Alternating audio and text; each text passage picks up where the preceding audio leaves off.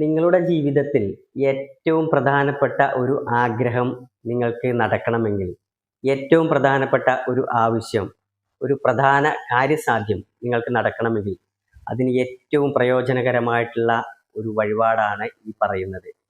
നിങ്ങളുടെ പേരിൽ നടത്തുന്ന ഗണപതി ഹോമ സമയത്ത് അഷ്ടദ്രവ്യങ്ങൾ ഹോമിച്ചതിന് ശേഷം ഒരു താമരയിൽ ആ ദ്രവ്യം നിറച്ചുകൊണ്ട് അതിൽ നെയ്യ് ചേർത്ത് നിങ്ങൾ പ്രാർത്ഥനയോടുകൂടി ആ ഹോമകുണ്ഡത്തിലേക്ക് ആ താമര അർപ്പിക്കുക.